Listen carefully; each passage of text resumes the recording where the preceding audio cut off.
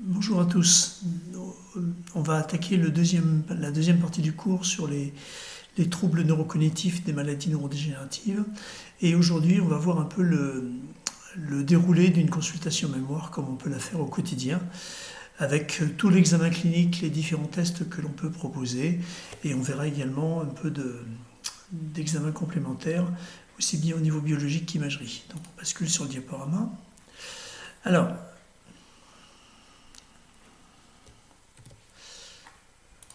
voilà, déroulé d'une consultation mémoire.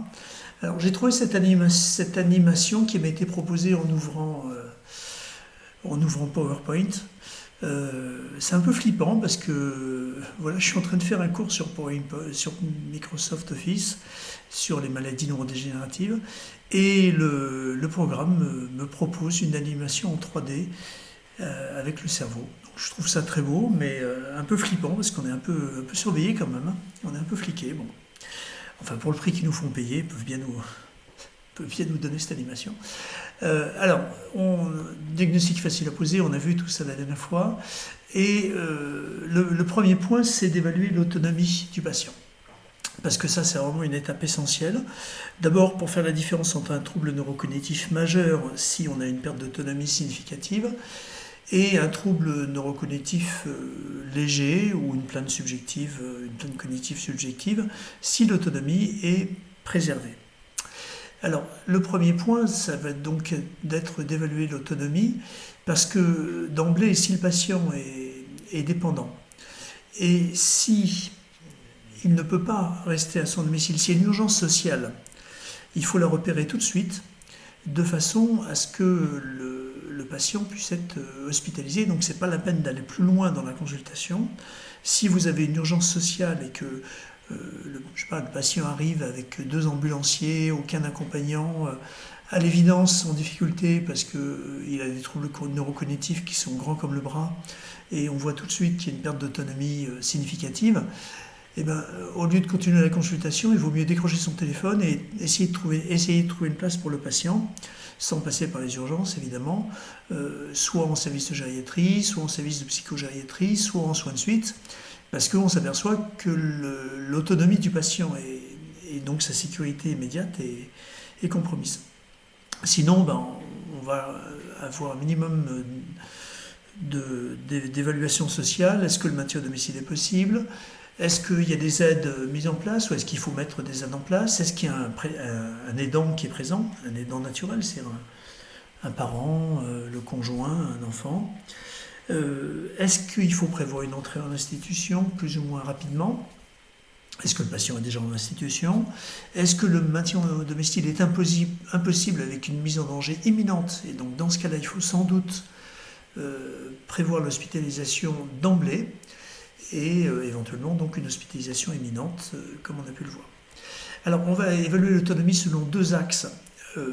Les activités instrumentales de la vie quotidienne, ce qu'on appelle l'Instrumental Activity of Daily Living, IADL, ou les activités de la vie quotidienne, ou Activity Daily Living. On va voir la différence. Les premières, c'est les plus complexes et celles qui vont disparaître en premier.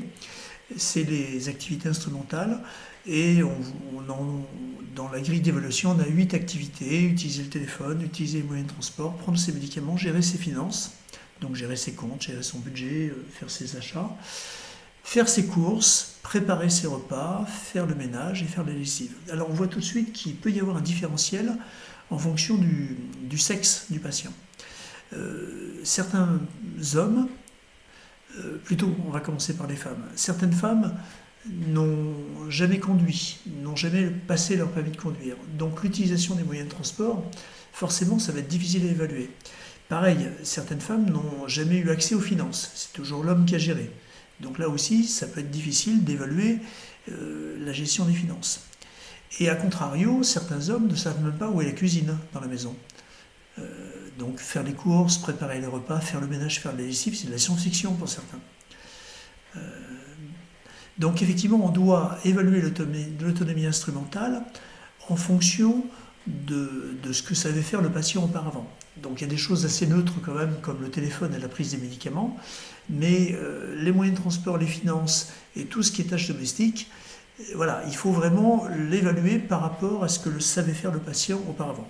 Donc les activités instrumentales de la vie quotidienne vont être les premières à être affectées, à être impactées par la maladie neurodégénérative.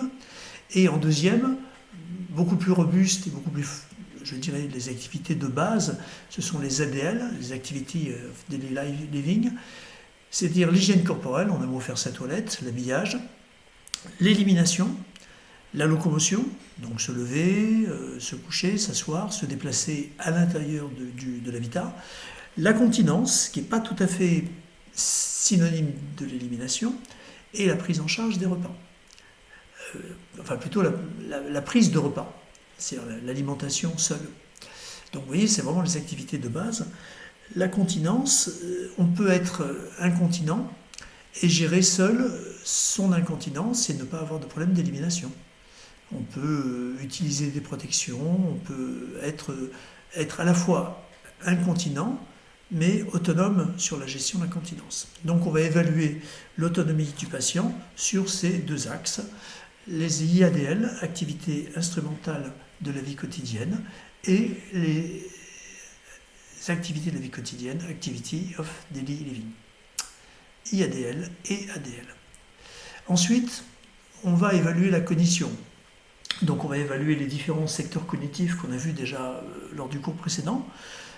En premier lieu la mémoire, bien entendu, mais on va aussi évaluer les fonctions instrumentales, c'est-à-dire le langage, la production de mouvements et la reconnaissance et les troubles neurovisuels.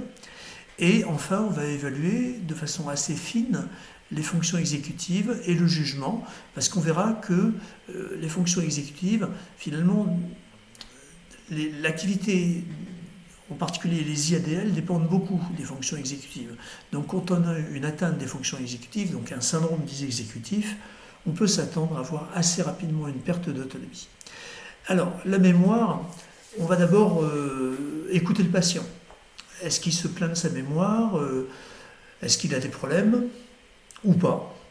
Et surtout, on va croiser cette plainte avec celle de l'entourage, quand le patient vient accompagné, évidemment. Alors moi j'ai l'habitude de dire que quand le patient vient seul, c'est plutôt rassurant parce que le patient est conscient de son trouble. Donc on est plutôt sur un trouble neurocognitif léger ou une plainte cognitive subjective. Alors que quand il vient accompagné, souvent on s'aperçoit qu'il y a un différentiel entre la plainte du patient qui est finalement pas très importante, voire pas de plainte du tout, versus la plainte de l'entourage qui est majeure.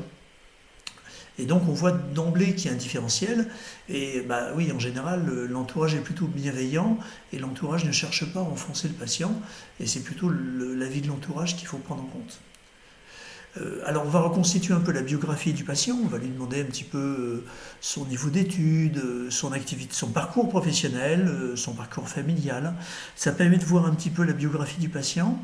Ça permet de repérer des grands trous dans la biographie. De temps en temps, le patient va vous parler de son activité professionnelle quand il était jeune, et puis il y a 30 ou 40 ans ou 20 ans d'activité professionnelle qui sont quasiment oubliés, comme si le patient ne se souvenait que de ce qu'il a fait en premier. Donc ça, c'est pas très bon signe non plus. Et surtout, la biographie du patient, ça permet de situer un petit peu le niveau socio-éducatif du patient. Quel est son niveau éducatif? En un mot, jusqu'à quand il a été scolarisé? Est-ce qu'il a passé le brevet? Est-ce qu'il a passé le bac? Est-ce qu'il a fait des études supérieures? Et quel est son niveau socio-professionnel? Est-ce qu'il a fait des travaux plutôt manuels ou des travaux intellectuels? Ou il a eu un poste à responsabilité ou un poste intellectuel? On ne va pas avoir le même niveau d'exigence, toute chose égale par ailleurs, hein, avec un patient qui a été scolarisé jusqu'au certificat d'études, qui a arrêté l'école à 14 ans, qui ensuite a été paysan, agriculteur ou qui a été ouvrier. On n'aura pas le même niveau d'exigence avec un patient qui a fait maths sup, maths spé, qui a bac plus 5, qui est ingénieur en physique nucléaire. Pas demander exactement les mêmes, on ne s'attend pas à avoir exactement les mêmes réponses en absence de troubles neurocognitifs, évidemment. On va demander un peu aux patients de nous parler de l'actualité, c'est un petit peu ce qui se passe actuellement dans l'actualité, qu'est-ce qui se passe, voilà, pour voir un petit peu la mémoire, s'il s'intéresse un peu à ce qui se passe, et surtout s'il a retenu. Et puis on va rapidement évaluer l'orientation dans le temps et dans l'espace, parce que ça, c'est des informations, c'est quand même très informatif. Alors, on va demander aux patients, on va d'emblée proposer aux patients un test global, un test synthétique qu'on appelle le MMS, qui mesure l'efficience cognitive globale. C'est un peu comme une prise de température en fait. On ne va pas faire un diagnostic de maladie neurodégénérative sur un simple MMS, on est bien d'accord, mais on va tout de suite voir si tout va bien ou s'il y a un problème et quelle est l'ampleur du problème. Et le MMS va nous servir ensuite pour le suivi de la pathologie. C'est qu'on va avoir une référence. La première fois que l'on voit le patient, on a un MMS de base, un MMS de référence, et ce MMS de référence va nous permettre à suivre un petit peu l'évolution de la pathologie, avec évidemment une décroissance lente mais inexorable des scores de MMS. Alors, c'est une grille d'évaluation qui comporte 30 questions, donc qui est évaluée sur 30 points. Alors, si je vous le fais passer à tous, là, en face, tous ceux qui m'écoutaient, vous avez tous 30 sur 30, c'est certain. À partir du moment où le MMS est inférieur à 30 sur 30, il peut y avoir un problème.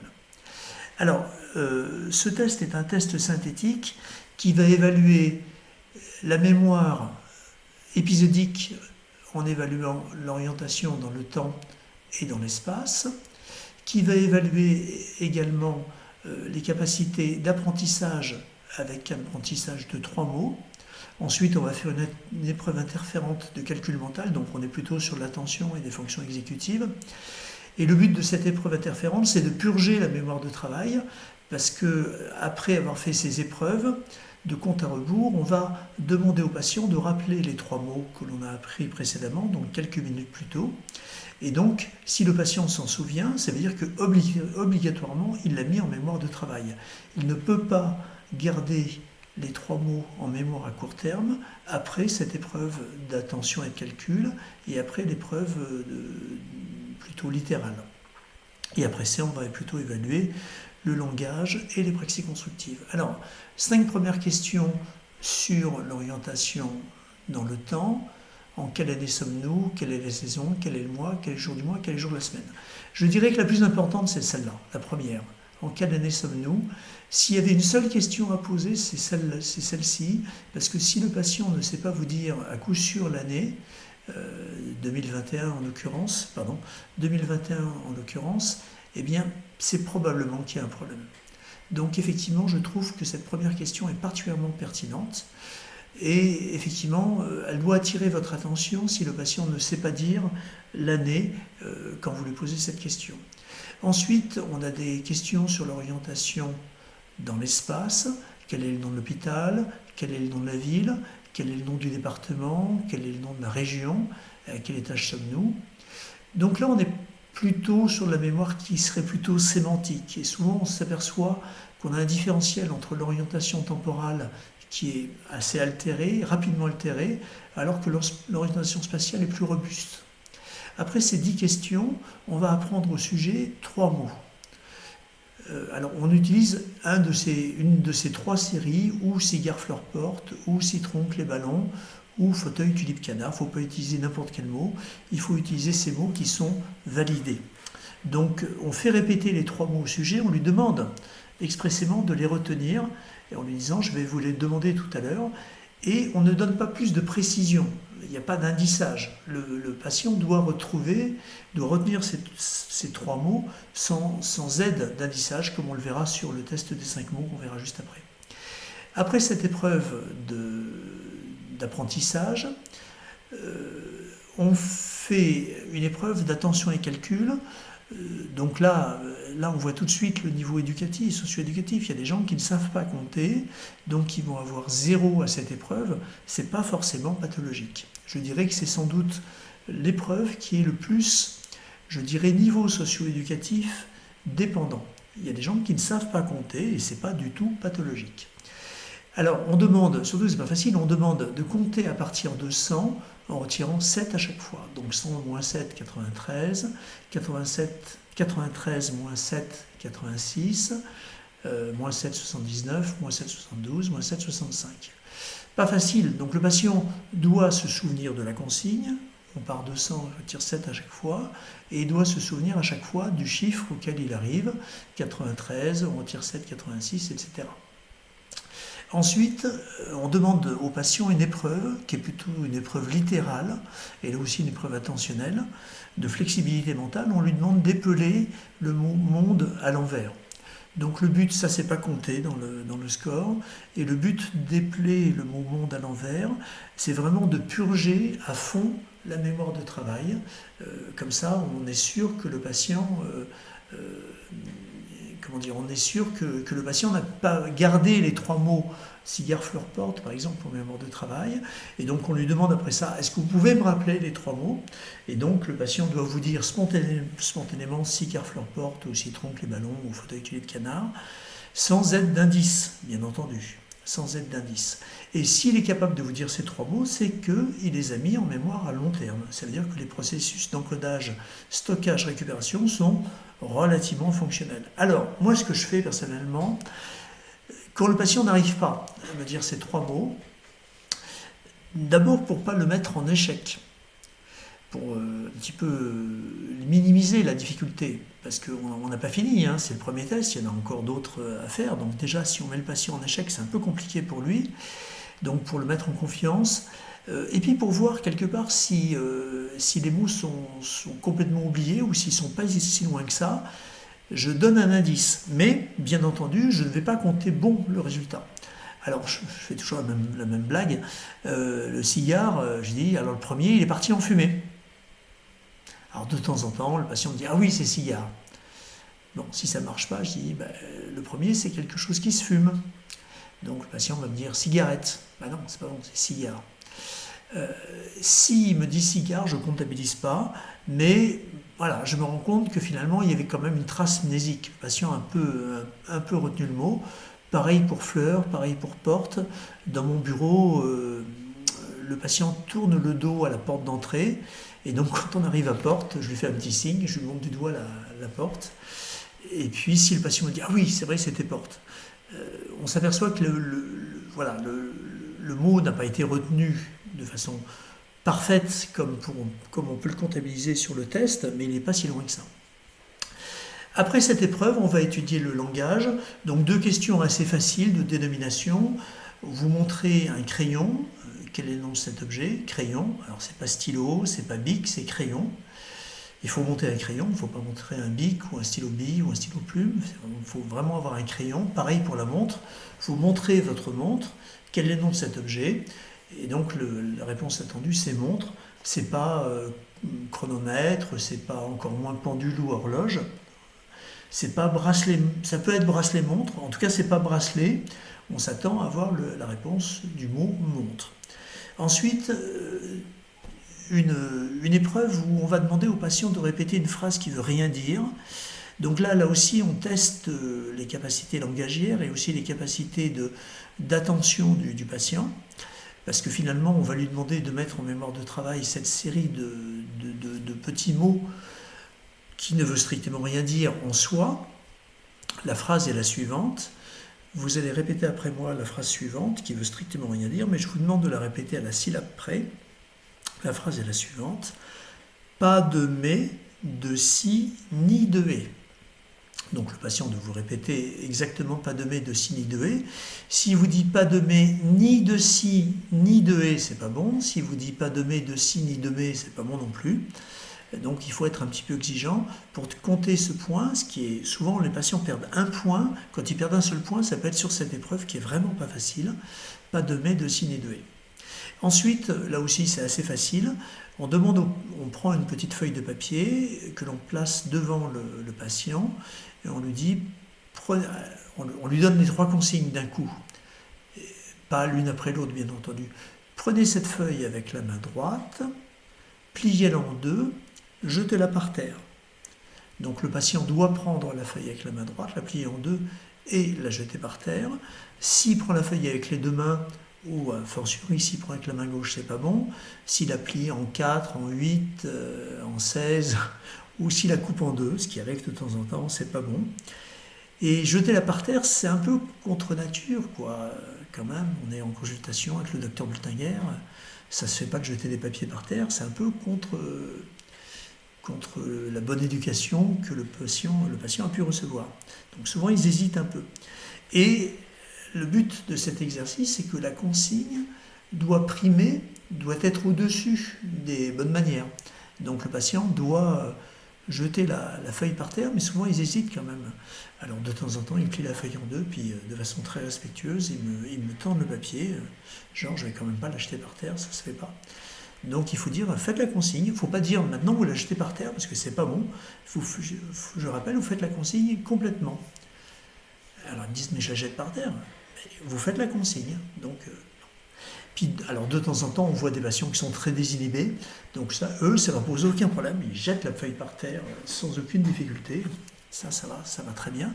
Et puis on a d'autres patients qui sont... J'avais une dame qui faisait de l'art dramatique, qui était comédienne, et quand j'ai fait l'épreuve du papier, elle a pris la feuille de papier avec la main droite, elle l'a pliée en deux, et puis dans un grand geste très théâtral, elle s'est levée, elle a fait un grand geste pour jeter la feuille en l'air, tombé par terre. Donc c'était bon, ça m'a fait rire parce que c'était vraiment, ça correspondait bien à l'activité de la patiente. Ensuite, on va montrer au patient une petite feuille où il y a marqué la phrase suivante, fermez les yeux. Donc on va demander au patient, on va montrer cette feuille avec marqué fermez les yeux, et moi je lui dis rien, et en général le patient ferme spontanément les yeux. S'il ne se passe rien, je lui dis, faites ce qu'il y a marqué sur le papier. Alors, dans ce cas-là, le patient ferme les yeux, et puis de temps en temps, le patient vous regarde avec les yeux grands ouverts, écarquillés, et vous répète, fermez les yeux, fermez les yeux, fermez les yeux. Ben évidemment, c'est pas bon, parce que le patient doit fermer les yeux spontanément, sans poser de questions, et sans se poser de questions métaphysiques, il doit fermer les yeux. L'avant-dernière question, vous demandez au patient d'écrire une phrase entière. Donc, vous ne lui donnez pas d'indice, pas d'indication. Il doit trouver une phrase lui-même. Et c'est une phrase comme on apprend à l'école, avec sujet, verbe, complément. C'est drôle parce que des patients, souvent, écrivent toujours la même phrase. Chez une patiente, j'ai vu 10 fois en consultation, et 10 fois, elle m'a écrit « il pleut ». Et un jour, elle m'a écrit « il pluie ». Ça allait moins bien ce jour-là, mais voilà, on s'aperçoit que de temps en temps ils vous font des déclarations, il y en a qui m'écrivent je vous aime, bon je sais pas comment je dois prendre ça, mais voilà, donc c'est amusant, ce qui est le contenu de la phrase peut être intéressant. Par exemple, quand la phrase est très positive, je suis très heureux de vivre avec mes enfants, ça va très bien. Ça veut dire qu'il n'y a peut-être pas d'orientation dépressive de l'humeur. Par contre, quand la phrase est très pessimiste, vous dites, tiens, il y a peut-être quelque chose au niveau de l'humeur, au niveau de la dépression qu'il faudra aller chercher après. Et puis, dernière question, vous demandez au patient de recopier ce petit polygone. Donc vous voyez, c'est deux polygones enchevêtrés, qui sont exactement les mêmes, mais avec une rotation de 90 degrés. Et donc toute la difficulté, c'est de bien construire ces deux polygones. Et le point clé, c'est ça. C'est le croisement entre les deux, parce que souvent les patients vont faire un polygone où le croisement va être comme ça, je ne sais pas si vous voyez ma flèche, ou alors le polygone va s'arrêter là, va partir comme ça. Donc c'est pas bon, il doit vraiment y avoir ce chevauchement entre les deux polygones. Donc vous cotez le MMS sur 30. Et je vous rappelle que le score maximum c'est 30 sur 30. Et normalement, un patient qui n'a pas de trouble neurocognitif majeur, sauf bien entendu le patient qui ne sait pas calculer, en général c'est 30 sur 30. Ensuite on va... Voilà, je reviens sur la cotation du MMS, on l'a vu, je ne reviens pas là-dessus. Ensuite, on va explorer de façon plus spécifique la mémoire épisodique. Alors, en consultation mémoire, moi je fais personnellement le test des 5 minutes du bois, qui est un test très intéressant. Et en bilan neuropsychologique, les neuropsychos font le test qu'on appelle le RLRI-16 ou le test de Grobert et Buschke, et un test de mémoire visuelle qu'on appelle la figure de Rey, éventuellement le test des portes de Bradley. Bon. Le 5 mots de Dubois, vous montrez au patient une liste de 5 mots. Alors pas n'importe lesquels, hein, c'est des mots qui sont validés parce que en fonction de leur fréquence d'utilisation dans la langue française, on a 2 listes à notre disposition. Soit la première, celle de gauche, que j'utilise plus volontiers, mimosa, abricot, éléphant, chemisette, accordéon. Donc le but est simple, vous montrez cette liste de mots au patient et vous lui dites, vous allez apprendre ces 5 mots par cœur. Alors pour ça, vous lui dites, bon, je vais vous aider un petit peu. On va ranger chaque mot dans une catégorie. Donc on se met d'accord sur l'indice, sur la catégorie. Alors déjà, premier point, mimosa, vous voyez, ça peut être une fleur ou un arbre. Bon, en général, c'est plutôt la fleur qui vient à l'esprit. Sauf les horticulteurs, une fois il y en a un qui m'a dit oui, c'est un arbre, si vous voulez, bon, en général c'est plutôt la fleur. Mais bon, c'est la critique que je ferai sur cette liste de 5 mots, c'est cette petite ambiguïté. Sinon, je trouve que cette liste est très bien par rapport à l'autre, je vous dirai pourquoi après. Donc, on a une fleur, le mimosa, un fruit, l'abricot, un animal, l'éléphant, un vêtement, le chemisette, un instrument de musique, l'accordéon. Donc, on apprend bien ces 5 mots. Alors, il y avait une fleur, oui, c'était le mimosa, il y avait un fruit, c'était l'abricot, il y avait un animal, etc. Et puis, on cache les 5 mots. Alors, vous voyez, l'autre liste, musée, déjà... donc, la catégorie sémantique, c'est un bâtiment.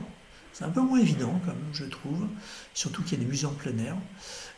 Bon, limonade, ça va, c'est une boisson. Sauterelle, ça va, c'est un insecte. Passoire, c'est un ustensile de cuisine. Camion, pareil, c'est un moyen de transport, un véhicule. Un petit peu moins intuitif, quand même. Donc, on vérifie que le patient a bien réussi à encoder ces 5 mots, c'est qu'on cache les mots, on lui demande de répéter les 5 mots. Donc, dans le cas le plus favorable, il vous répète les 5 mots sans avoir besoin d'un lissage. Et puis, si le patient bute sur un ou plusieurs mots, vous lui donnez l'indice sémantique. Par exemple, il y avait une fleur, ah oui, le mimosa, il y avait un fruit, ah oui, l'abricot. Et vous notez le résultat, combien de mots ont été rappelés spontanément et combien de mots ont été rappelés avec l'indice et quel est le résultat total. Si le résultat total est inférieur à 5, vous retenez ce chiffre, bien entendu, et vous allez faire un deuxième apprentissage, puis éventuellement un troisième apprentissage, mais on ne va pas au-delà de 3, parce qu'on s'aperçoit que souvent il y a une pente décroissante. C'est que souvent au deuxième c'est pas mieux qu'au premier, et au troisième c'est moins bon qu'au deuxième. Alors, et donc le but c'est d'essayer de donner trois chances aux patients d'encoder ces 5 mots et de les mettre en mémoire épisodique à long terme. Après ça, pour occuper, pour purger la mémoire de travail, on va faire une tâche interférente.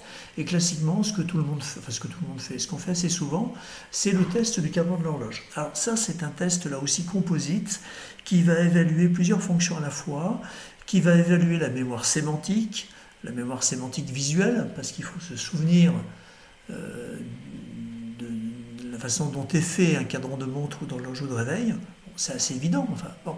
Encore faut-il s'en souvenir.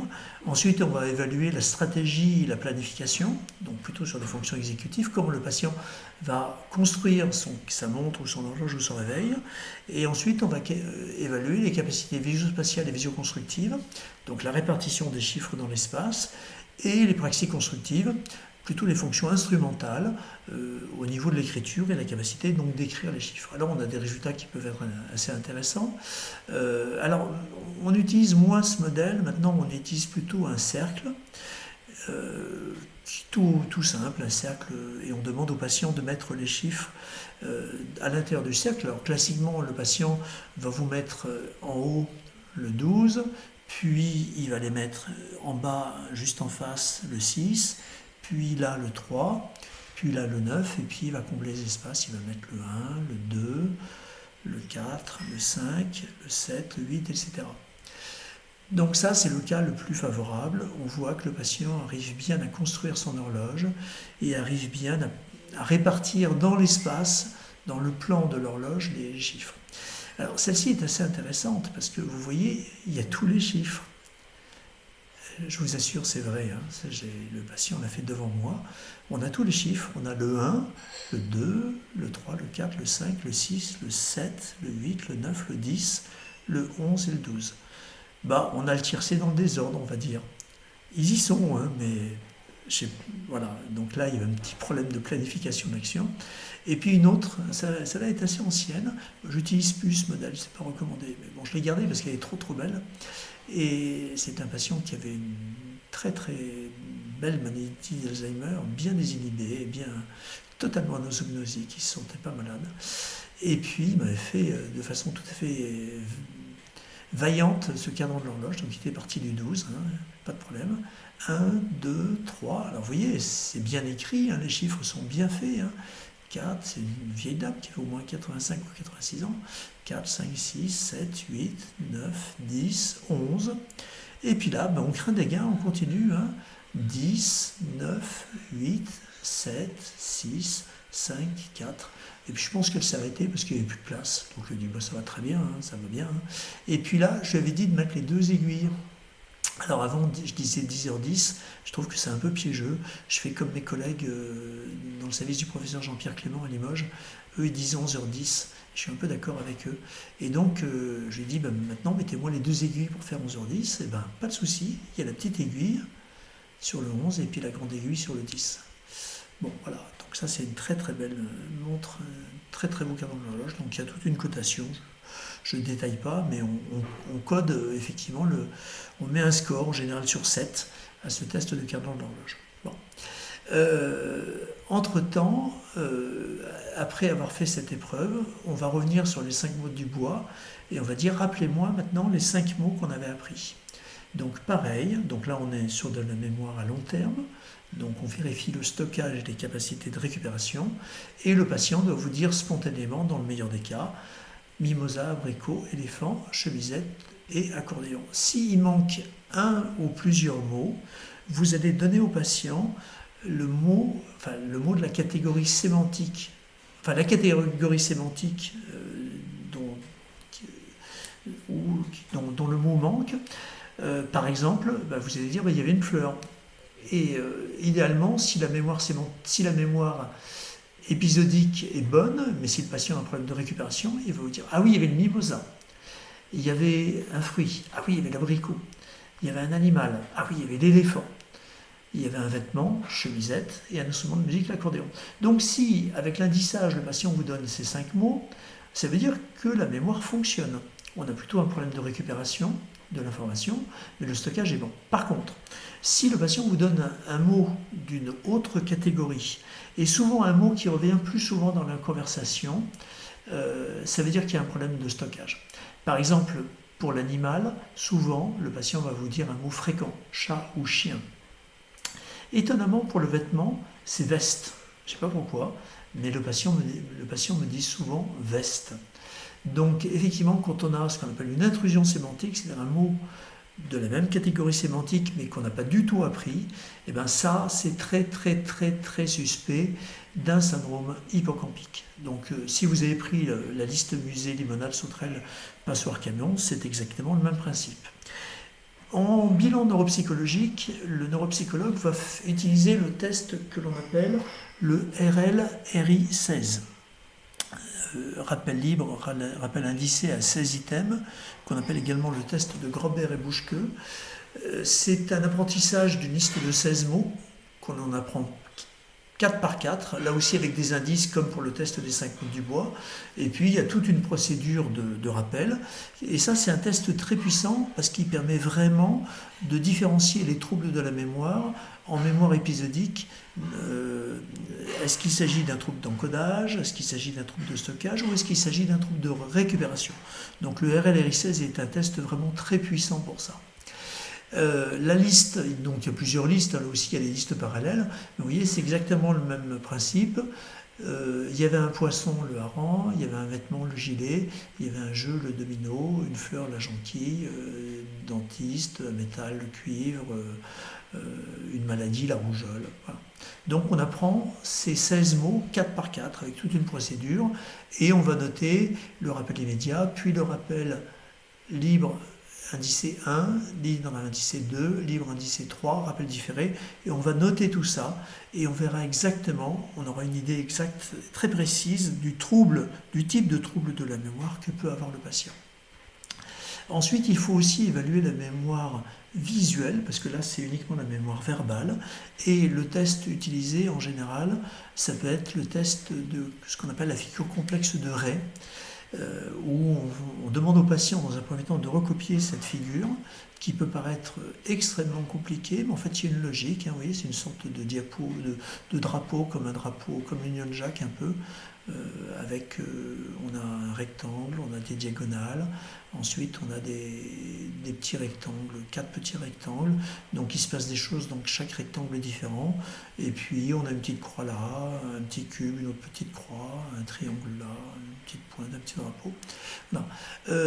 Alors, comme ça, vous pouvez vous dire, c'est impossible. Bah écoutez, si, parce qu'une fois, j'avais fait ce test parmi vous. C'était sur l'ancien module de la formation de l'IFSI, où on avait beaucoup plus de temps pour faire les cours. Et j'avais donc présenté la figure de Ray, et j'avais demandé à chacun de recopier la figure de Ray. Et plusieurs minutes, peut-être même à la fin du cours, j'avais dit, tiens, refaites-moi un peu la figure de Ray pour voir si vous vous en souvenez. Et puis il y avait un des étudiants qui avait pas peur, qui craignait rien, qui était venu le faire au tableau. Vous savez, à l'IFSI, il y a des tableaux que l'on peut pivoter à 180 degrés. Donc il avait recopié la figure de Ray en se mettant face à la salle, ce qui fait que la salle ne voyait pas sa figure. Et tout le monde avait réussi à faire la figure de Ray en rappel, sans erreur. Donc ce qui vous montre bien que quand la mémoire épisodique visuelle fonctionne bien, on est capable de reproduire cette figure. Donc ça, c'est pour l'étude de la mémoire épisodique. Le test de l'horloge, on a vu. Ensuite, on va étudier les fonctions instrumentales. Donc on va étudier le langage. Donc je vous rappelle que le trouble du langage, c'est l'aphasie. On va observer progressivement un manque du mot compensé par des périphrases. Le discours va s'alourdir avec des phrases un peu compliquées, des circonvolutions pour essayer de remplacer le mot manquant. Puis petit à petit, le patient va réduire son langage, on va avoir des troubles de la compréhension, des troubles de l'expression orale et écrite, puis enfin une désintégration totale du langage pour finir par un mutisme complet. Donc ça, c'est l'aphasie. En fait, on fait parler le patient, on écoute un petit peu sa façon de parler. Est-ce que les phrases sont bien construites? Est-ce que le vocabulaire est riche? Est-ce qu'il cherche ses mots? Ou est-ce qu'au contraire, il y a un style un peu télégraphique avec des erreurs grammaticales? Bon, donc on voit un petit peu quelle est la fluidité du langage, puis évidemment on fait de la dénomination, donc ça va assez vite. Ensuite on va évaluer la deuxième partie, des fonctions instrumentales, ce qu'on appelle les apraxies, le mouvement. Donc une apraxie, c'est un trouble du mouvement en dehors d'une atteinte neurologique, c'est-à-dire qu'on ne parle pas d'apraxie quand le patient a une paralysie suite à un accident vasculaire cérébral par exemple, ou quand il a des difficultés à effectuer des gestes comme dans une maladie de Parkinson, où là effectivement si le patient est complètement verrouillé, il a plutôt une réduction de la capacité d'effectuer des gestes, même des gestes alternatifs. Là, c'est pas ça. Le patient n'a pas de problème moteur et on lui demande de faire des gestes pour évaluer cette apraxie. Alors, on s'aperçoit que au quotidien, une apraxie peut entraîner des difficultés pour cuisiner, pour bricoler. Bon, bricoler, c'est peut-être pas très grave. Enfin, cuisiner, ça peut être important. Et on va observer des patients qui s'arrêtent spontanément de faire certaines activités du fait de leurs difficultés. Je me souviens très bien d'un patient qui était professeur de judo, qui allait prendre sa retraite et qui voulait, pendant sa retraite, faire sa passion, c'est-à-dire monter son club de judo, donner des cours de judo tous les jours. Et le judo, c'est sans doute une discipline qui demande vraiment un contrôle important du corps, un contrôle du geste, de la position du corps dans l'espace. Je pense que c'est assez exigeant, le judo, pour ça. Et donc mon patient, un beau jour, Sa femme lui dit, mais attends, c'est l'heure là, faut que tu ailles à ton cours. Ah non, j'y vais pas, j'ai pas envie.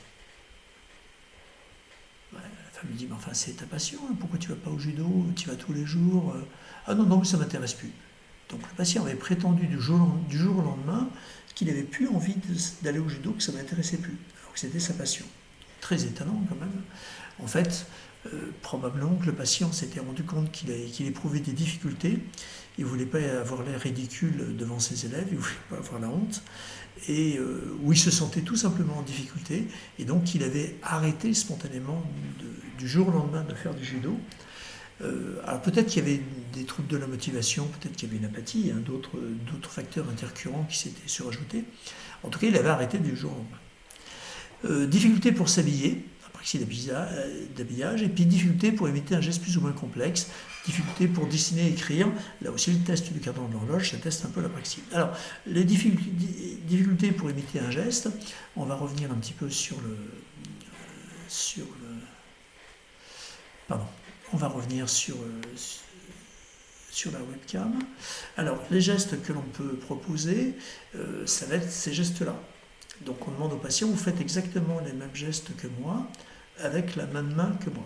Bon.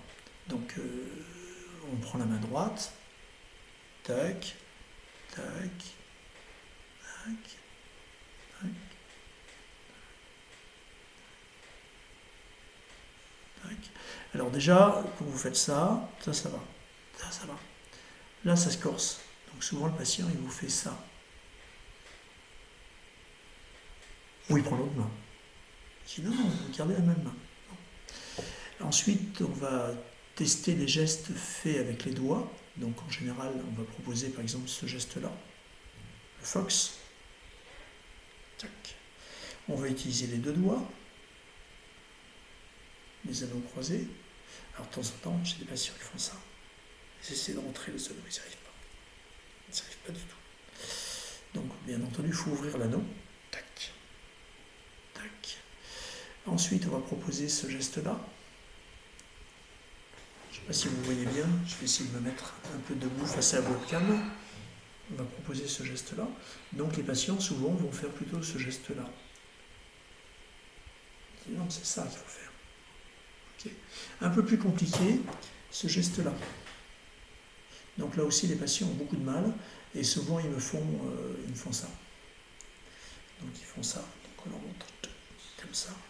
Et puis d'autres gestes avec les doigts, comme ça, comme ça, comme ça. Enfin, différents gestes, et on voit vraiment si le patient est capable de répéter ces différents gestes. Alors, je repasse sur le diaporama.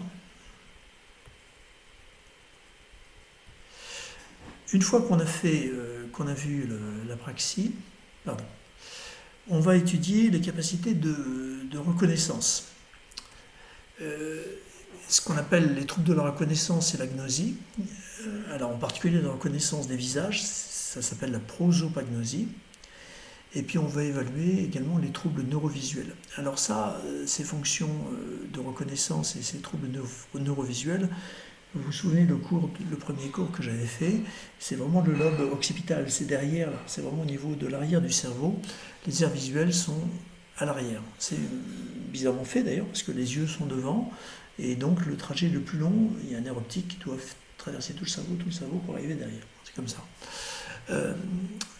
Les troubles de la reconnaissance, alors c'est l'archétype de la maladie d'Alzheimer. Il a la maladie d'Alzheimer, il ne va plus te reconnaître. Alors, ça c'est un peu une légende urbaine. En général, les patients reconnaissent l'entourage pendant très longtemps, même souvent jusqu'à la fin, et il faut vraiment qu'il y ait une atteinte très postérieure, une atteinte très occipitale pour qu'il y ait un trouble de la reconnaissance. Évidemment, c'est très douloureux, parce que quand vous allez voir votre parent ou votre grand-parent et qui ne vous reconnaît pas, ou votre conjoint, qui ne vous reconnaît pas, la visite perd vraiment de son sens. Les gens me disent, mais à quoi ça sert que je vienne le voir? Aujourd'hui, il ne vous a pas reconnu, mais demain ou après-demain, il va peut-être vous reconnaître. Et puis, il y a des erreurs d'identification. Et puis, on va également évaluer les troubles visio-spatiaux, visio-constructifs, difficulté de copie de dessin ou de polygone, donc on a vu ça sur le MMS, donc difficulté de reconnaissance visuelle. Et puis, on peut aussi avoir des difficultés purement visuelles. Quand on a une atteinte corticale, on le voit dans les formes postérieures de maladie d'Alzheimer, ce qu'on appelle l'atrophie corticale postérieure, où le patient va vraiment avoir une atteinte de la vision sans aucune pathologie ophtalmo. L'œil va très bien, le nerf optique va très bien, et les troubles se situent au niveau des aires primaires corticales et des aires associatives, donc au niveau du cortex occipital. Alors on va voir si vous n'avez pas de prosopagnosie ou d'agnosie visuelle. Donc j'ai une série de photos que je montre au patient et je demande au patient s'il reconnaît la personne. Alors j'en profite pour tester également un peu la mémoire sémantique entérograde, parce que ça rappelle des souvenirs au patient. Donc je montre les photos. Alors le premier, vous l'avez reconnu, Jacques Chirac. Donc j'en profite pour dire qu'est-ce qu'il a fait, Chirac. Il était président, oui, combien d'années? Alors il y a un piège, parce qu'il a été président 12 ans, il a fait 7 et 5 ans. Il est vivant, il est mort, mais il est mort il y a longtemps, il y a un petit peu plus d'1 an, c'est ça. Ensuite, la parité, François Mitterrand, pareil, combien de temps il était président, de droite, de gauche. Ensuite, je montre la photo de Kennedy. Alors, les gens se souviennent en général, vous savez que Kennedy est mort assassiné à Dallas, et donc je demande qui c'est ce monsieur. C'est Kennedy, ou s'ils ne reconnaissent pas, oui, c'est un président anglais, américain plutôt. Et je teste un petit peu la mémoire sémantique. Qu'est-ce qui lui est arrivé? Il a été assassiné, donc je vais un petit peu plus loin. C'était où? À Dallas. En quelle année? En 63. Il était où? Il était dans une voiture. Qui avait à côté de lui? Sa femme. Comment était la voiture? Décapotable. Donc voilà, quand les patients sont capables, parce qu'ils ont vécu, vous, peut-être que ça ne vous parle pas, mais les patients ont vécu 63, ils avaient, les patients qui ont 80 ans maintenant, ils ont vécu ça en direct, et puis les images sont passées, repassées, repassées à la télé, et tout le monde, beaucoup de gens de cette génération, et puis en plus Kennedy, c'était un type qui était charismatique, donc les gens, ça parle bien aux gens, ça. Bon, ensuite, Jean Gabin, donc... alors, de temps en temps, je dis, qu'est-ce qu'il dit à Michel Morgan? Alors, les gens me disent, donc ceux qui ont vu Quai des Brumes me disent, t'as de beaux yeux, tu sais. Jean Gabin dit à Michel Morgan, t'as de beaux yeux, tu sais. Alors, je dis, qu'est-ce que Michel répond? Qu'est-ce que Michel Morgan répond à Jean Gabin? Elle dit, embrassez-moi. Donc ça, c'est les gens qui ont vu Quai des Brumes, qui est un vieux film en noir et blanc. C'est ultra connu comme réplique, évidemment. Donc Jean Gabin, je crois que là, c'est dans un de ses derniers films, je crois que c'est Le Pacha. Et puis, il faut se mettre à l'époque de tout le monde. Donc ça, c'est De Gaulle. Donc ça, c'est De Gaulle. C'est même probablement l'appel du 18 juin à Londres. Alors je ne sais pas pourquoi, les patients le confondent avec Hitler, pourtant pas tout à fait pareil. Donc je le montre un peu moins souvent, celui-là. Mais ça aussi, ça travaille bien la mémoire sémantique, parce que c'est un fait historique quand même, que les patients qui ont 80-85 ans ont bien connu à l'époque. C'était l'appel du 18 juin où De Gaulle faisait son appel à la BBC à Londres. Et puis un peu plus compliqué, ça c'est la fin de la guerre, les accords de Yalta. Donc on a Staline, le russe, on a Churchill, l'anglais qui sont au cigare, et Roosevelt. Donc ça, voilà. Donc là, on sait ou on ne sait pas, mais certains patients savent bien, ils me disent, oui, c'était la fin de la guerre 39-45, c'était les accords de Yalta, et ils sont même capables de me citer les trois protagonistes. Alors de temps en temps, ils me disent, oui, celui-là c'est le russe, celui-là je le reconnais, c'est Churchill, celui-là je ne sais pas, je crois que c'est l'américain, je ne sais plus son nom. Bon, voilà. Et puis, il faut se mettre à l'époque de chacun, donc si vous me faites à moi le test, vous allez plutôt utiliser cette photo. Dans quelques années, vous me demanderez, c'est qui ces quatre-là? Évidemment, c'est John Lennon, Paul McCartney, George Harrison et Ringo Starr, les Beatles. Et puis vous me demanderez quel album? Je sais pas, vous devriez le savoir quand même. C'est Sgt. Pepper, Lonely Hearts Club Band, c'est un album mythique des Beatles, que si vous n'avez pas écouté, je vous invite à découvrir au plus vite, parce que c'est un des albums mythiques de la musique et de la pop musique en général. Voilà, donc les Beatles. Et puis après ça, je vous ai déjà montré cette photo, on peut montrer ça aussi. Là, on n'est plus sur des visages, mais on est plus sur un événement historique récent. Qu'est-ce que ça vous évoque? Est-ce que vous en souvenez? Donc là aussi, c'est de la mémoire visuelle, c'est de la reconnaissance. Voilà. Alors, une fois qu'on a évalué les fonctions instrumentales, on va s'intéresser aux fonctions exécutives. Alors là, c'est un peu plus compliqué, les fonctions exécutives.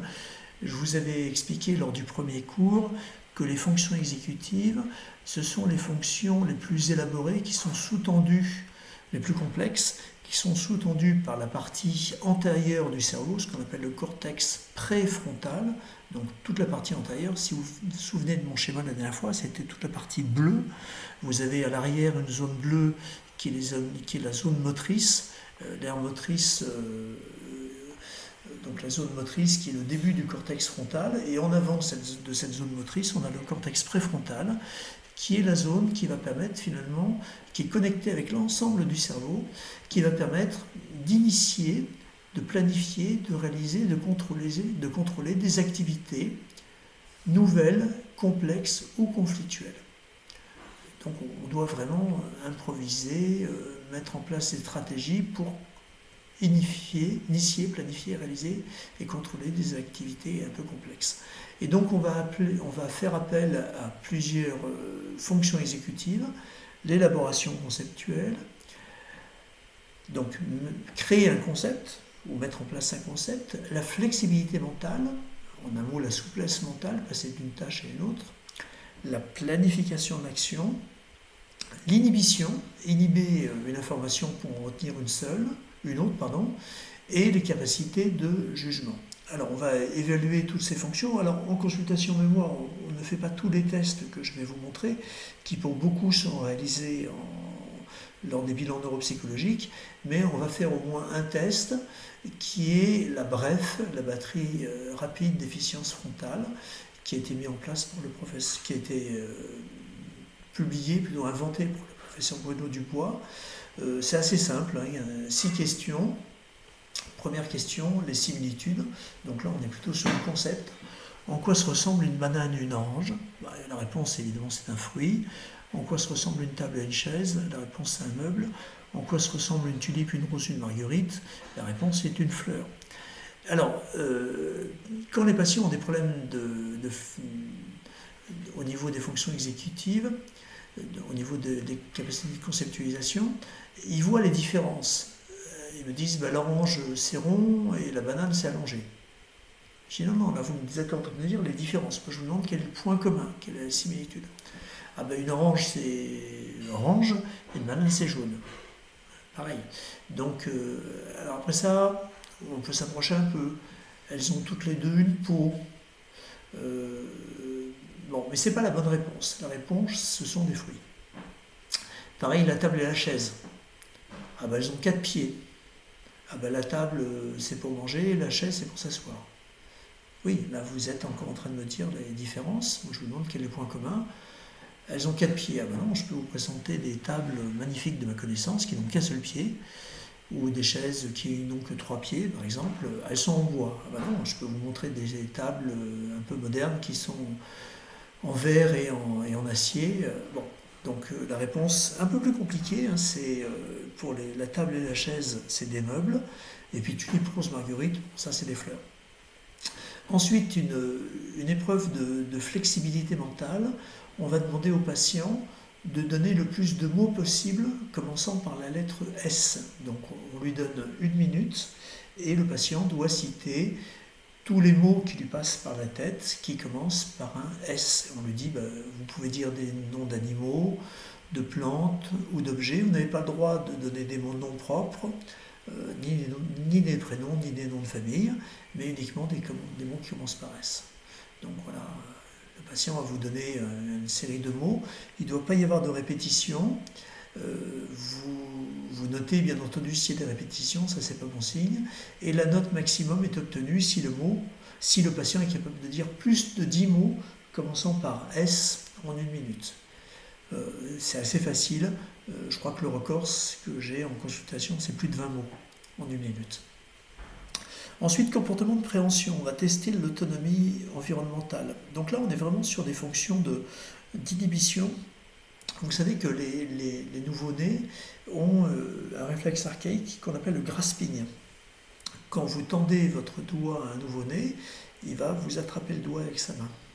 Ça s'appelle le grasping.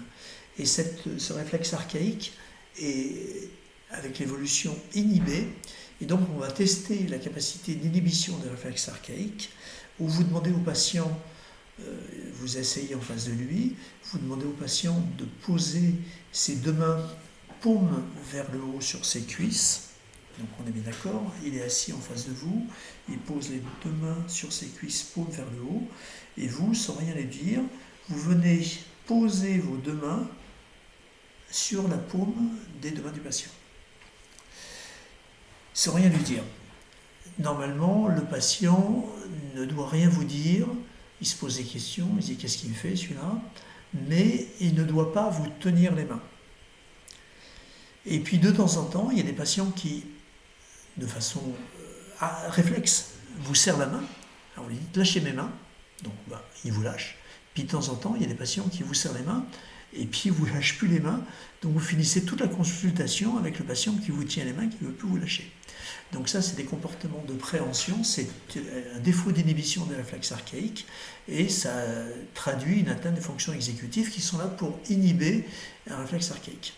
Ensuite, on va tester la séquence motrice de l'uria. On demande au patient, alors c'est pas très facile sans vous montrer, on demande au patient avec la main droite de répéter la consigne suivante. Je crois que je vais repasser un instant sur la webcam pour vous montrer. Voilà, webcam, on ne voit rien. On demande au patient, donc vous mettez la main dessous, c'est le bureau, vous lui demandez de faire ce geste, tranche, point, paume. Tranche, point, paume. Il faut lui montrer 3 fois. Tranche, point, paume. Après ça, vous dites au patient, vous le faites avec moi. Donc, avec le patient, vous faites ensemble tranche, point, paume. Et après ça, le patient doit être capable de reproduire la séquence 6 fois de suite. Donc 6 fois de suite, tranche, point, paume.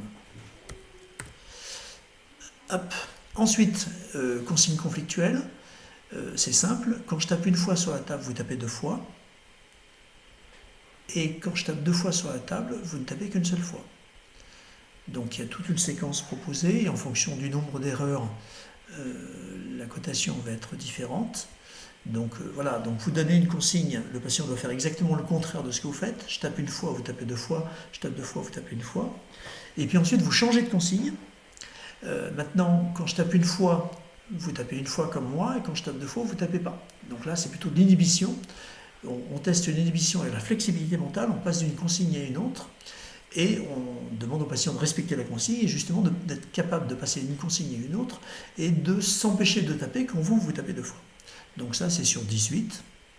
Donc on teste la conceptualisation, la flexibilité mentale, l'autonomie environnementale, la programmation motrice, la sensibilité à l'interférence et le contrôle inhibiteur. Donc ça, c'est les fonctions exécutives évaluées par la BREF, qui vous donne une bonne idée de ce qui se passe.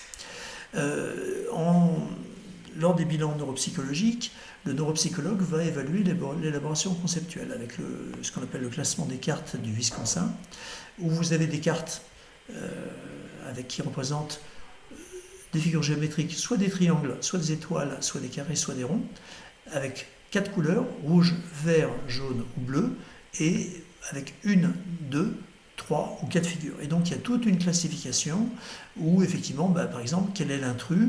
L'intrus, c'est celui-ci, parce qu'effectivement la progression, c'est il y a une seule carte rouge, une seule carte avec des ronds, une seule carte avec des carrés, une seule carte avec des étoiles, une seule carte avec des triangles, et une seule carte avec une figure, une seule carte avec 2 figures, avec 3 figures. Donc ça, c'est le test ultime du classement des cartes du Wisconsin. Mais on doit trouver, donc il y a toute une progression, et le patient doit trouver la règle à chaque fois dans le classement des cartes. Ensuite, on va tester la tension. C'est ce qu'on appelle le TMTA, où on va demander au patient de relier, on part du chiffre 1, on lui dit de relier les chiffres de façon croissante. Donc vous partez du chiffre 1, 2, 3, 4, 5, 6, 7, 8, 9, 10, etc. Donc là, on voit d'abord le nombre d'erreurs, le temps que va passer le patient, et effectivement, pour aller vite, il ne faut pas, si vous faites je vais au 1 puis je vais au 2. Bon, alors où est-ce qu'il est le 2? Il est là. Bon, alors maintenant, où est-ce qu'il est le 3? Le 3, ben il est là, tiens. Donc, alors qu'un patient qui va avoir des bonnes fonctions exécutives et une bonne anticipation va déjà repérer les chiffres avec deux ou trois chiffres d'avance, ce qui va aller extrêmement vite, un peu comme quand vous faites du slalom, vous passez la porte et vous êtes déjà en train de préparer la porte suivante. Il y a toute une anticipation, donc c'est ce qu'on voit sur le TM. Try Making Test A, donc on vérifie essentiellement la vitesse de traitement de l'information. Et ensuite, on va passer sur quelque chose d'un peu plus compliqué, le TMTB, où là, on va alterner des chiffres et des lettres. Donc la consigne est simple, vous partez du premier chiffre, 1, vous allez à la première lettre, A, ensuite vous allez au deuxième chiffre, 2, ensuite vous allez à la deuxième lettre, B, ensuite le troisième chiffre, 3, la troisième lettre C. Donc il y a une alternance qu'on appelle un shifting. Et là aussi on mesure le nombre d'erreurs d'alternance entre chiffres, lettres, chiffres, lettres, chiffres, lettres, et le temps total écoulé. Et enfin, on va étudier les fluences verbales. On va étudier les fluences verbales. Alors, soit catégorielle, soit lexicale, donc sémantique ou littérale. On va demander au patient de citer le plus de mots possible d'une catégorie sémantique en 2 minutes. Par exemple, on va lui demander « Dites-moi le plus d'animaux qui vous passent par la tête en 2 minutes ». Donc là, en général, les patients vous citent au moins une vingtaine de noms d'animaux. Donc là aussi, il y a des abacs en fonction du niveau d'éducation, de l'âge et tout. Donc en général, il y a un nombre donné de noms d'animaux, et vous allez croiser ça avec ce qu'on appelle une fluence verbale lexicale ou littérale, où là, on demande des mots qui commencent par une lettre, P, R ou V, pareil en 2 minutes. Alors bien entendu, ça c'est plus difficile, et en général, le score est inférieur en fluence verbale lexicale ou littérale qu'en fluence verbale catégorielle ou sémantique. Ça c'est plus facile.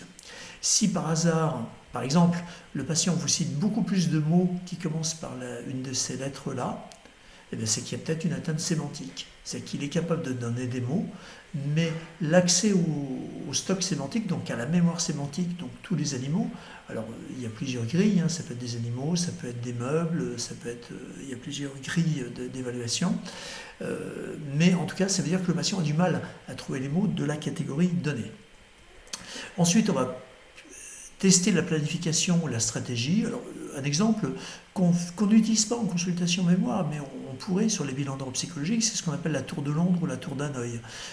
C'est un jeu assez simple où vous avez 3 pics avec des disques concentriques, et le but c'est de passer tous les disques du pic A vers le pic B en passant par le pic intermédiaire, et la règle est simple, c'est que les disques doivent toujours être de façon concentrique. Donc vous ne pouvez pas mettre un disque plus gros que le disque du dessous. Le disque doivent toujours être de taille décroissante, le plus petit vers le haut et le plus grand vers le bas. Donc vous devez trouver une stratégie pour déplacer vos disques d'un pic à l'autre, en les déplaçant un par un bien entendu, et de façon à ce que les disques soient toujours de taille décroissante du bas vers le haut, jusqu'à arriver à ce résultat final. Donc on va tester le temps, et on va tester le nombre de coups. Donc évidemment, il faut que le nombre de coups soit le plus... Il y a un nombre minimum, évidemment, en fonction de la difficulté. Et on va tester le temps et le nombre d'essais que le patient va utiliser pour arriver de A à B. Donc ça, c'est la tour de Londres ou la tour d'Hanoï. Et puis là aussi, on peut reprendre la figure de Ré avec la flexibilité, avec la planification de l'action. Donc là aussi, on ne va pas commencer, si on demande de recopier ça, on ne va pas commencer par la croix, et puis commencer par là, faire le petit détail. Il faut vraiment, si on veut y arriver, voir un petit peu la structure du dessin. Oui, on a un rectangle comme ça. Ce rectangle, il est séparé par 2 diagonales. Dans chaque diagonale, on a 4 petits rectangles, et dans chaque rectangle, il se passe des choses. Donc, on ne peut arriver à refaire ce dessin que si l'on comprend sa structure et qu'on fait ça de façon logique. Et ensuite, on va tester l'inhibition, le test de Stroop. Alors, s'il vous plaît, vous allez me désigner la couleur de l'encre. Bleu, rouge, vert. Pas facile, hein? Parce que vous avez 2 informations.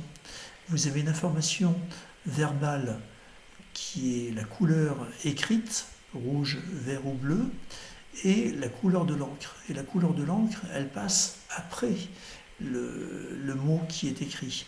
Donc pour dire exactement bleu, rouge, vert, vous devez inhiber l'information verbale que vous lisez. Ça, c'est le test de Stroop. Alors ça se fait en plusieurs étapes. On commence par vérifier que le patient est bien capable de lire les lettres noir sur blanc, puis de désigner les couleurs, et puis enfin l'épreuve de Stroop proprement dite, où effectivement on va donner une série de couleurs à désigner. Donc le patient va dire vert, bleu, jaune, vert, rouge, jaune, bleu, bleu, jaune, vert. Et donc on va compter le temps que met le patient et éventuellement le nombre d'erreurs pour réaliser ce test. Ça, c'est le test de Stroop. Et enfin, on va tester la mémoire de travail sur le test de ce qu'on appelle les empans. Donc, je passe un peu vite. Là, il faut redire les mots, alors les chiffres, 1, 7, 1, 7, 6, 3, 6, 3. Et puis, on va tester combien de chiffres est capable de répéter le patient. Donc, je vous ai dit que la mémoire de travail, en général, c'était 7. Donc le patient doit être capable de répéter 5, 8, 1, 9, 2, 6, 4, 7 après vous, sans voir les chiffres évidemment. Et enfin, on va tester le jugement. Alors ça, c'est amusant, c'est l'histoire du dernier wagon. Donc on peut l'explorer par l'explication de proverbes, les 3 tours du monde du capitaine, l'histoire du dernier wagon. Alors moi j'aime bien l'histoire du dernier wagon. Donc ça se présente comme ça. Je dis aux patients, voilà, la SNCF a fait une étude sur les accidents de train. Ils ont repris tous les accidents de train qui s'étaient déroulés depuis les dernières années. Et ils se sont aperçus que quand il y avait un accident de train, là où il y avait le plus grand nombre de blessés graves, de victimes et de morts, c'était dans le dernier wagon. C'est l'étude qui dit ça. Et donc pour résoudre ce problème, la SNCF a décidé de supprimer le dernier wagon. Alors évidemment, vous dites, il y aura toujours un dernier wagon, ça c'est la bonne réponse. Et puis on a des réactions un peu intéressantes, quoi. Alors il y a les scientifiques. Alors ils disent, non, mais là il y a un problème, les blessés graves, c'est pas dans le dernier wagon, c'est plutôt dans le premier. En fait, si on prend la cinétique du train, donc ils vous trouvent une explication scientifique. Puis il y a les sceptiques, vous savez, les études, un peu comme l'hydroxychloroquine, hein, les études, on leur fait dire ce qu'on veut. Vous savez, les chiffres, moi je me méfie un peu. Puis elle est confiante. Écoutez, si l'étude le dit, c'est le dernier wagon. Si l'étude a dit ça, je ne vois pas pourquoi on contredirait cette étude quand même. Il faut écouter un peu ce qu'on vous dit quand même. Puis elle est pragmatique. Il veut dire, mais enfin, où est-ce qu'on va mettre les passagers du dernier wagon, quoi? Ils ont payé leur place quand même. On va les mettre où, ces pauvres gens? Et puis, elle n'est pas concernée. Je m'en fous, je ne prends jamais le train. Bon, donc on a des réponses assez intéressantes. La bonne réponse, c'est évidemment, il y a toujours un dernier wagon. Donc voilà, les fonctions exécutives, on va étudier ces différentes fonctions exécutives par toutes les épreuves qu'on a pu voir, un peu en consultation mémoire, essentiellement avec la BREF, et surtout sur les bilans neuropsychologiques, parce que c'est assez long, assez difficile à étudier, pour vraiment étudier la planification, la programmation autiste, la flexibilité mentale, l'inhibition, l'attention, l'élaboration conceptuelle. Ça, c'est des choses un peu délicates. Et ça, je laisse le soin à mes collègues neuropsy de le faire. Donc voilà, le schéma du cerveau, où effectivement on va avoir le siège de la mémoire épisodique sémantique au niveau du lobe temporal, les fonctions instrumentales, donc la production de mouvements, la reconnaissance, les aires visuelles, le langage, plutôt là, l'aire de Broca. L'aire de Broca est là, pardon, l'aire de Wernicke, c'est la compréhension des mots, et la production de langage, c'est plutôt par l'aire de Broca. Et puis ce gros cortex préfrontal avec l'ensemble des fonctions exécutives. Alors une fois qu'on a fait ça, donc voilà, en un mot, le MMS ça teste un peu la globalité, le 5 mots ça va tester la mémoire, la bref les fonctions exécutives, et puis l'horloge c'est un peu composite, c'est un peu les praxies, c'est un peu les capacités visuo-spatiales, visio-constructives, c'est un peu composite aussi. Ensuite, on va évaluer les fonctions exécutives, les fonctions cognitives en bilan neuropsychologique, donc, pardon, je dis des bêtises, on va évaluer le comportement. Alors ça c'est très important, parce qu'on s'aperçoit qu'il y a des modifications comportementales dans les maladies neurodégénératives, et donc on va évaluer les troubles du comportement et les troubles psychiatriques. On va rechercher des troubles psychiatriques d'apparition récente. Alors, si un patient a un trouble psychotique ancien, s'il est schizophrène, oui, depuis 20 ans, il a des hallucinations et des délires, c'est pas nouveau. Si on a un patient bipolaire ou un patient dépressif, oui, il a de la dépression, de l'anxiété depuis des années. Mais si un patient développe de façon tardive une dépression, une anxiété, des troubles du sommeil, des hallucinations, des idées délirantes, il faut aller chercher un trouble psychiatrique. De même, on va évaluer la dépression suivant les critères du DSM-5, on verra ça l'an prochain, et puis on peut utiliser des grilles d'évaluation comme la mini-GDS, la GDS-30. On va rechercher donc une dépression, une anxiété d'apparition récente, et on va rechercher des délires chez un patient qui n'a pas d'antécédent psychiatrique connu. En général, on a des délires de jalousie. Mon mari... il a une histoire avec l'aide-soignante de l'EHPAD, je suis pas très contente là quand même. Puis l'aide-soignante là, c'est une petite jeune de 20 ans, elle drague mon mari, il y a un petit problème là, ça me plaît pas. Bon, délire de jalousie, délire de surveillance ou de complot. Il y a des caméras, on est surveillé, il y a des gens qui nous surveillent, il y a des gens qui nous espionnent, qui nous écoutent. Ça dure depuis assez longtemps. Moi, j'ai une patiente qui me disait j'ai eu une histoire d'amour avec un monsieur qui travaillait dans des services secrets, il travaillait pour Dassault, pour l'aviation. Et depuis, les services secrets, donc c'est fini depuis longtemps avec ce monsieur, mais depuis, je suis surveillé par les services secrets. D'ailleurs, là, il y a des caméras. Il y a des caméras, oui. Vous voyez bien, il y a des fils électriques, c'est qu'il y a des caméras. Ou il y a un complot. Il y a des gens qui m'en veulent. Il y a des gens qui me veulent du mal. Et puis, il peut y avoir des délires sur le vol, la spoliation, la disparition d'objets. Souvent, c'est interprétatif, parce que les patients perdent leur objet, perdent leur porte-monnaie, les papiers et tout. Et puis, il y a un mauvais objet, quoi. Oui, c'est ma belle-fille. À chaque fois qu'elle vient, il y a des choses qui disparaissent, quoi. Quand même un peu étonnant, quoi. Alors j'ai une dame qui venait me voir, j'avais vu en consultation, une dame assez jeune, et elle me disait c'est quand même fou parce que ça fait des années que ça dure, on visite ma maison. On vous vole quelque chose? Non, on m'a jamais rien volé, mais peut-être un ou deux sous-vêtements, mais il y a des gens qui viennent et qui visitent ma maison. Et puis elle avait mis en place un système, alors ils avaient déménagé une ou deux fois. Il y avait eu X mains courantes, X plaintes, la police ou la gendarmerie. Les flics, les policiers, les gendarmes les connaissaient par cœur. Les connaissaient parce qu'au début, le mari avait adhéré au délire. Ils avaient installé des caméras de surveillance. Donc ils avaient installé tout un système de surveillance. Et puis, je dis, mais vous avez vu quelqu'un? Non, jamais, mais ils sont malins. Et ils arrivent à passer quand la caméra ne fonctionne pas, ou ils arrivent à passer sous le champ de la caméra. Et puis, au bout de 3-4 ans, il y a le mari et les enfants qui disent, peut-être peut-être que c'est toi, hein, peut-être que tu te trompes.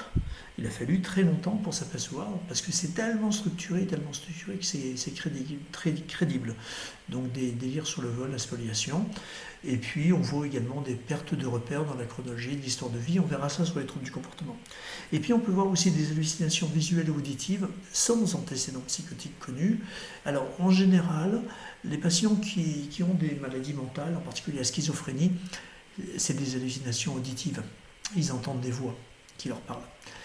Visuel, souvent c'est plus neurologique. Donc on va rechercher des phénomènes visuels, des patients qui voient des personnes ou qui ont des sensations de présence. Ça va nous évoquer des maladies, en particulier la maladie à corps de Lévy, qui est vraiment la maladie où on voit des hallucinations visuelles. Et puis on voit également des modifications comportementales avec finalement un caractère. Vous savez, la personnalité, c'est quelque chose d'assez figé. On a chacun notre personnalité, c'est un peu notre signature à la vie et nos relations sociales avec les autres. Et on voit une modification du caractère de la personnalité qui apparaît avec la maladie neurologique, neurodégénérative, avec souvent un retrait social. Souvent, c'est un signe assez précoce, une perte des convenances sociales, une perte du savoir-vivre, une perte d'empathie. Le patient qui n'a plus du tout d'empathie pour les autres, qui s'en fout des autres finalement. Qui va dire des grossièretés, qui va avoir un comportement qui n'est plus du tout adapté. Le conjoint dit, mais enfin mon mari il n'était pas comme ça, il était toujours poli, toujours bien élevé, je ne le reconnais plus, c'est pas le même, c'est plus le même. Et puis on observe une modification du caractère, de la personnalité, et puis une apathie, une perte de motivation. On verra ça surtout l'an prochain quand on verra les troubles du comportement, qui sont vraiment un pan important des maladies neurodégénératives, donc toutes les modifications comportementales, qui sont des signes qui ne font pas partie des critères. Donc vous vous souvenez, dans les critères DSM-5, on ne parle pas du tout des troubles psychiatriques, ni des modifications du comportement, et pourtant, c'est vraiment des critères qu'il faut rechercher, qui sont des éléments que l'on retrouve de façon quasi systématique. En tout cas, voilà, le retrait social, la dépression, l'anxiété, surtout les troubles du sommeil, c'est vraiment des marqueurs qui sont fréquemment retrouvés dans les maladies neurodégénératives. Alors, le bilan complémentaire, on va faire un bilan neuropsychologique, donc ça, je passe assez vite. On va faire une imagerie cérébrale, on va faire un peu de biologie, et dans certains cas, on va faire une ponction lombaire avec une étude des marqueurs des maladies neurodégénératives dans le liquide céphalorachidien. Donc je ne reviens pas sur le bilan neuropsychologique, c'est tout ce qu'on a vu. On va étudier l'attention, les fonctions exécutives, les mémoires, donc verbales, non-verbales, sémantiques, travail, les fonctions instrumentales et surtout la cognition sociale, la reconnaissance des émotions faciales, le test des faux pas, la théorie de l'esprit. Tout ça, c'est des fonctions très très très élaborées que l'on utilise en permanence sans le savoir, bien entendu, dans nos relations interhumaines. Et ce qui explique quand on a un trouble de la reconnaissance des émotions faciales ou un trouble de la théorie de l'esprit, eh bien, ça va profondément modifier la relation à l'autre et on va avoir des réactions qui peuvent être inadaptées, voire blessantes. Alors, le patient ne fait pas exprès, évidemment, c'est parce qu'il a un trouble de la cognition sociale. Donc tout ça, ça va être évalué dans le bilan neuropsychologique. On va commencer par l'imagerie. Donc 3 types d'imagerie. Le scanner, ça c'est vraiment le ticket d'entrée, le minimum vital. Le scanner va surtout permettre d'éliminer notre pathologie. On va plutôt faire de l'IRM, où on va rechercher des atrophies, en particulier hippocampiques, dans la maladie d'Alzheimer, ou une atteinte vasculaire dans l'encéphalopathie vasculaire. Et puis on pourra faire de l'imagerie moléculaire, ce qu'on appelle la scintigraphie. On va voir tout ça. Alors l'imagerie, on va commencer par le scanner. Donc ça c'est un scanner qui montre une coupe axiale. Voilà, on voit les ventricules, c'est un peu dilaté, voilà, il manque un peu des choses là il y a un peu des hypodensités. Là aussi, on voit que les lobes temporaux sont un peu atrophiés. Bon, on voit qu'il n'y a pas grand-chose sur ce scanner, qu'il n'y a pas surtout de cause, il n'y a pas d'hémorragie, il n'y a pas d'AVC. Bon, ça ne montre pas beaucoup plus un scanner finalement. On va passer à l'IRM. L'IRM, on va étudier le cerveau dans 3 plans. Soit le plan axial, donc on coupe le cerveau dans un axe horizontal, soit on va couper le cerveau dans un plan vertical, soit en coupe coronale, c'est-à-dire une coupe qui est finalement parallèle au front, de droite à gauche, soit une coupe sagittale, c'est-à-dire une coupe qui est perpendiculaire à l'axe frontal, donc qui va couper le cerveau d'avant en arrière, et donc ça va permettre d'avoir des images différentes en fonction du plan de coupe. Alors, première image qu'on peut observer à l'IRM, voilà, ce magnifique cerveau. C'est l'IRM en coupe sagittale de, vous l'avez tous reconnu, c'est Homer Simpson. C'est Homer Simpson qui est passé dans le tube d'IRM et qui nous montre une magnifique atrophie cérébrale. Il a un beau petit cerveau. Voilà, c'est le cerveau d'Homer Simpson. Bon, en vrai, ça donne plutôt ça. Ça, c'est une coupe sagittale d'un cerveau qui est très très beau, avec un corps calleux magnifique, un tronc cérébral magnifique. Tout va très bien. Là, ça se corse un peu. Vous voyez, le corps calleux, il est bien aminci. Le tronc cérébral, il est un peu aplati. Ça, c'est un cerveau normal. Ça, c'est un cerveau malade. Ensuite, en coupe axiale, ça, c'est un cerveau normal. On voit un petit peu la différence entre la substance grise, ça c'est ce qu'on appelle une coupe en séquence flair, où la substance grise, elle apparaît en clair, et la substance blanche, elle apparaît en foncé. Bon, c'est inversé si vous voulez. Donc on voit bien le ruban cortical, on voit bien toute la substance grise. Donc là, c'est magnifique.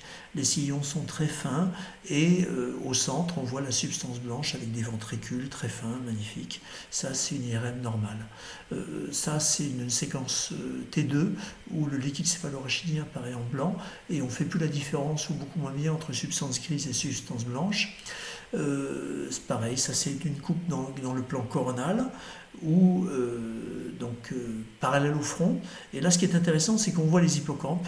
Donc, on a des hippocampes magnifiques, magnifiques. S'il n'y a aucune atrophie, là, on a les vallées sylviennes, l'insula, c'est très beau. Là, il n'y a aucune atrophie, c'est un cerveau magnifique, magnifique.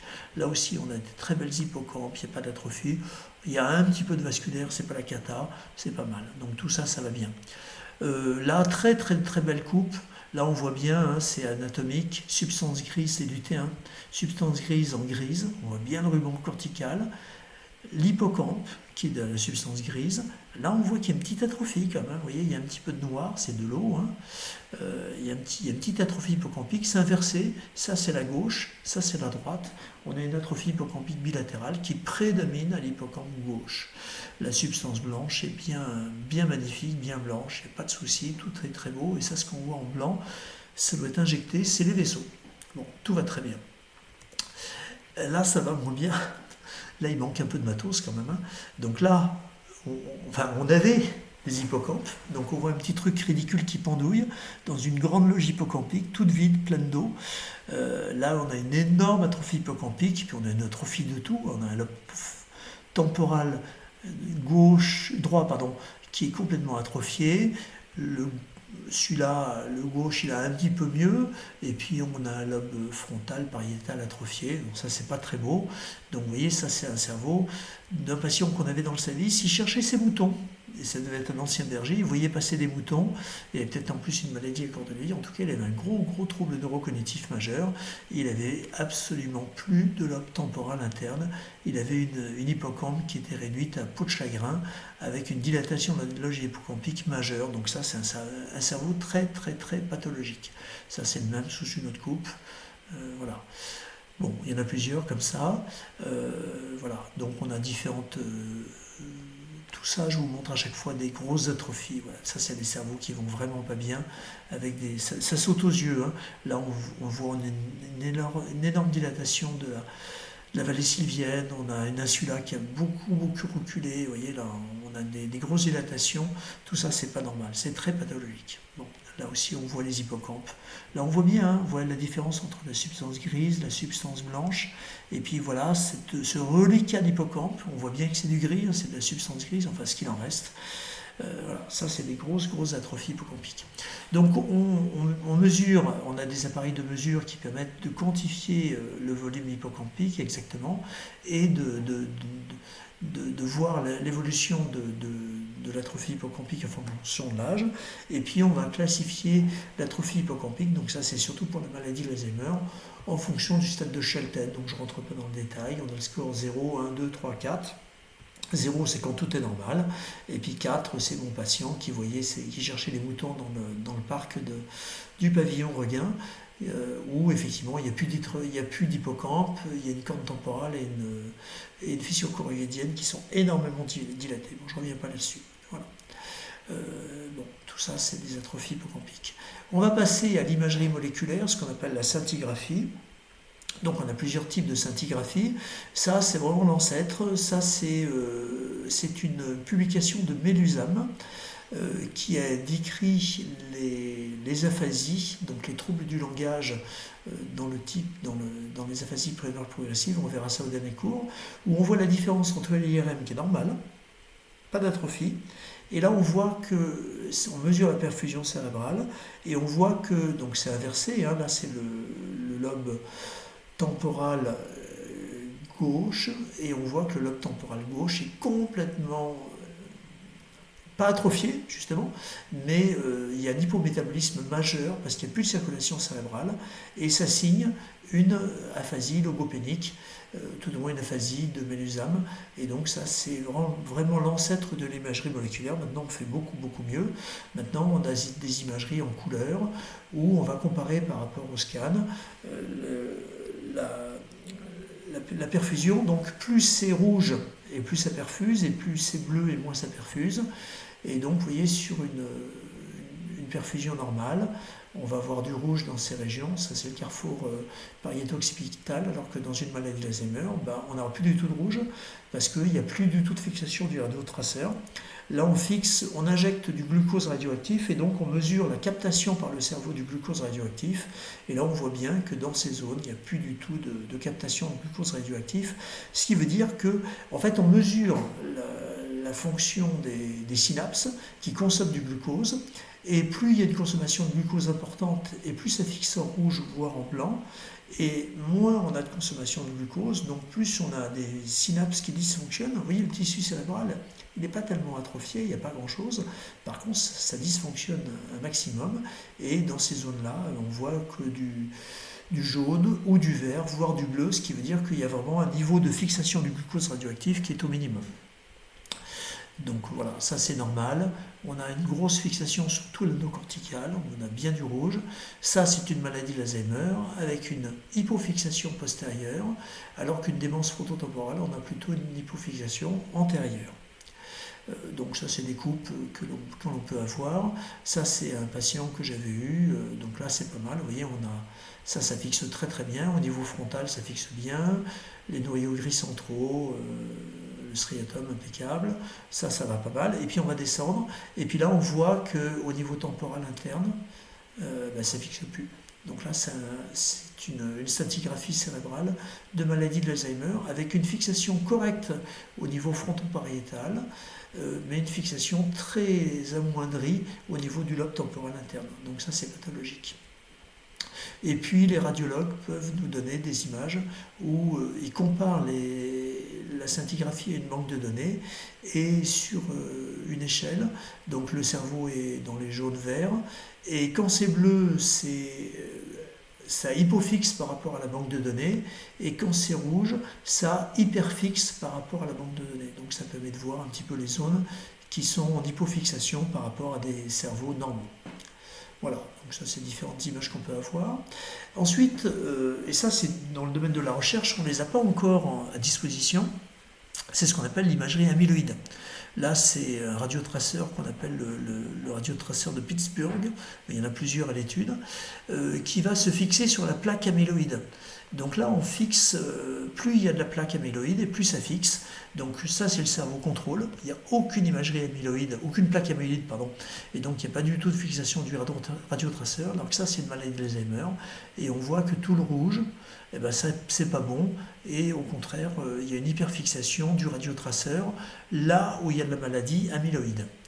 Donc là pareil, c'est des dépôts d'amylose en imagerie de Pittsburgh, donc en imagerie amyloïde, et on voit qu'avec la progression de la maladie, on a une fixation du radiotraceur qui se fixe sur les plaques amyloïdes qui est de plus en plus importante, qui signe l'évolution de la maladie.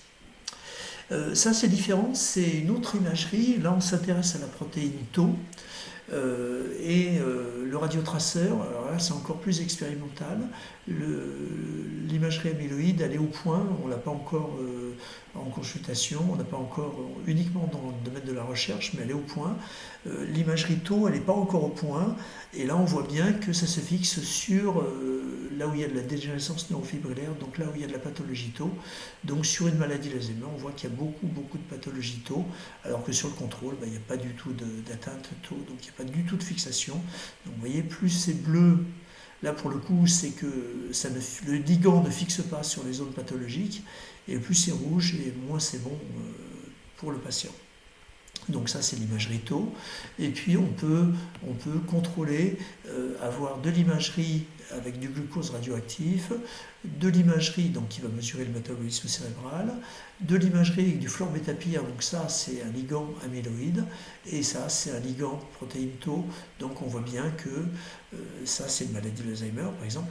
Déjà on voit qu'il y a une grosse atrophie, le lobe fronto-pariétal il fait un peu la gueule là-haut, mais on voit quand même qu'on a une grosse, alors que les zones ne sont pas tellement atrophiées, et bien finalement on a beaucoup de ligands sur les zones pariétales et surtout temporales. Ça signe une maladie d'Alzheimer avec un carrefour occipito-pariétal qui est très atteint. La biologie, on va rechercher un désordre biologique ou un désordre métabolique qui peut entraîner le syndrome démentiel, donc un diagnostic différentiel. On va rechercher une autre maladie, en un mot, en premier lieu, une hypothyroïdie. Un patient qui a une hypothyroïdie, l'hypothyroïdie la plus grave, ça s'appelle le myxédème. C'est des patients qui ont une démence sévère. Quand ils ont une hypothyroïdie très franche, ils vont avoir une thyroïde qui ne fonctionne plus du tout avec une TSH très élevée.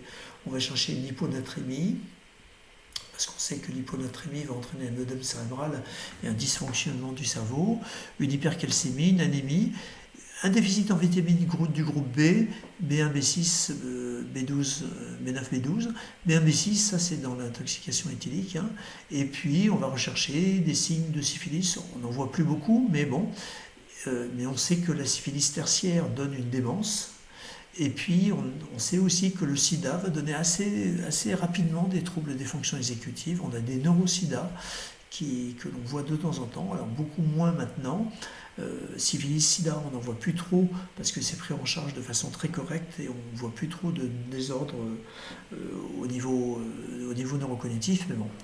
Et puis enfin, on va faire de la ponction lombaire, donc ça c'est un peu le gold standard. Si on veut vraiment rechercher, uniquement pour la maladie d'Alzheimer, parce qu'on n'a pas de marqueur pour les autres maladies neurodégénératives, on va ponctionner du liquide céphalorachidien. Donc vous savez tous comment on fait une ponction lombaire. On pique au niveau lombaire entre deux vertèbres pour aller chercher du liquide céphalorachidien. Et on va doser dans ce liquide céphalorachidien 3 protéines. La protéine tau, la protéine tau phosphorylée et le peptide bêta-amyloïde. Et en fonction de ce profil protéique, si on a une protéine tau élevée, une protéine tau phosphorylée élevée et une protéine bêta-amyloïde très abaissée, ça affirme avec certitude l'existence d'une maladie d'Alzheimer. Par contre, si ces 3 protéines sont normales, ça élimine une maladie d'Alzheimer. Donc si on veut vraiment avoir un diagnostic de certitude des troubles neurocognitifs et en particulier affirmer ou éliminer une maladie d'Alzheimer, il faut faire une ponction lombaire. C'est pas très compliqué.